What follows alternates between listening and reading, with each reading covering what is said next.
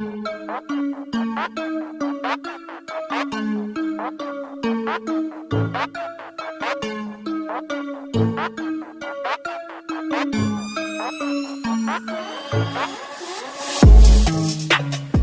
what's going on, people? Your boy, man, Mike, coming at you guys with more Atlanta Falcons news. If you're new to the channel, go ahead and hit the subscribe button. Tell your friend to come chat Falcons football with your boy. So let's get straight to it, man. Chris Mason, all right? So, man, Mike, if this team goes 7-10, where do we go from here? You can be in rebuild mode and go 7-10. So you're essentially wasting time playing the same quarterback, Matty Ice, with a high salary when you could have a quarterback on a rookie contract and able to draft and put better players around him. All right, let me just look. I don't know how many times I'm gonna have to continuously repeat this, but no, you can't. You can't be in rebuild mode, and you can't just get rid of players and hopefully a team do what Tennessee did and take the whole contract off our hands. 9 times out of 10, 9.5 times out of 10. All right, that's like a 0.5 of a percentage that you get a team that's going to take on a contract. Right, that's not going to happen, especially a quarterback. We're talking about $30 million, $40 million. Yeah, that's not going to happen. All right, so Matt Ryan deal was restructured, what makes it even more difficult to trade him, release him, all of that. All right, so that's not going to happen. All right, so when it all come down to it, you got people that says you can be in rebuild mode and still go 7-10. Now, look, bro, I don't know where you come from, and I don't know why people continuously say this. You're not going to win if you're in rebuild mode. Rebuild basically means that you're getting rid of your quarterback in hopes of a quarterback, drafting a quarterback that's going to be a generational talent. All right, just because a quarterback comes out of college and he throws for 3,000, 4,000 yards, just doesn't mean you're going to win anything. All right, we still have guys like Deshaun Watson who putting up these massive numbers, but he's not getting any results. This is the reason why the Falcons haven't gotten a lot of results. We're putting up a lot of numbers, but the team isn't complete. All right, the team isn't complete. We don't have a running game. We don't have a consistent offensive line. We don't have consistent coaching. The coaching sucks. The defense absolutely sucks. They gave up the 5th most passing yards in NFL history. Okay, we gave up the 5th more passing yards in NFL history. Okay, let me repeat that again, because somehow some people are not getting this, whether it's voluntarily or involuntarily.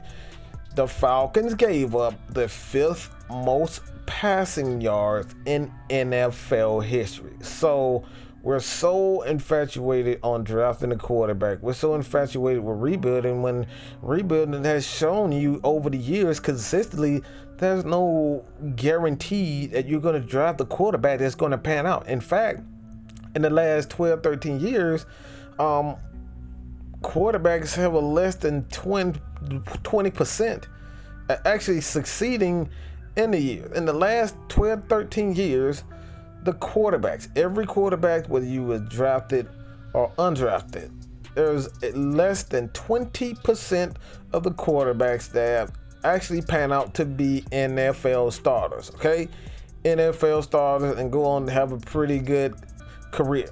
That's a less than 20%. In fact, I'm almost certain that it's near about 12%. All right, don't quote me on that, but I'm pretty much positive as far as that concerned. So when it all comes down to it, man, you look at the salary cap, and I know a lot of people are so focused on, the salary cap and, Matt Ryan making $35 million, but you're not going to find a team like Tennessee that's going to come in and take the whole contract and take that off the Falcons' hand. That's not going to happen, especially when you got a quarterback at Matt Ryan who's making $35 million. Who the hell is going to come in and give up and take on a $30-40 million contract? All right, and in the future. All right, these are contracts. You sign contracts that are 3 to 5 years, and you have to pay for the future. This is the reason why I did cap occurs, because a lot of these people, when it comes down to it, they don't want to take on the future and they don't want to take on the present contract. You're not going to get that. That does not happen often. There was only one team that was willing to do that, and that was Tennessee. These guys took on Julio Jones, present and the future, but they believed in Julio. But again, you're not going to get that often. They're not going to get there. You're not going to get a guy that you have to, you're going to pay $35 million and then trade him to a team, and then that team take on a whole, what's left of his future contract, including the present. That's not going to happen. Furthermore, this is dead cap money, all right? You still have to, for the most part, dead cap. All right, dead cap. We're talking about future contract. This is another reason why I said, we can't continuously think, that dead cap isn't a real thing. Dead cap is essentially when you decide to cut guys like James Carpenter and these guys don't pan out for their smaller contract, you still have to turn around and pay these guys. You have to pay these guys their money, and you have to turn around, and if they don't pan out, you still got you on the hook for their future, the rest of their contract. So this is the dynamics of football. This is something that baseball doesn't have to worry about for the most part, because their contracts are guaranteed, all right? You still have to pay those guys, but a lot of those guys are, billionaires. These guys are making a ton of freaking money. But when it all comes down to it, man, I know a lot of people think just because you drafting a guy, his contract is going to be small. That's not necessarily true. A lot of these quarterbacks coming out of college, especially in the first round, these guys are already making, $20 million, $30 million being drafted in the top 5. So I don't understand the notion where you guys think you're going to get a player and then you're going to pay him a couple $1 million. That's not how it works in the NFL. You still have to pay rookies. They're not free. So you cannot, and a lot of teams will not.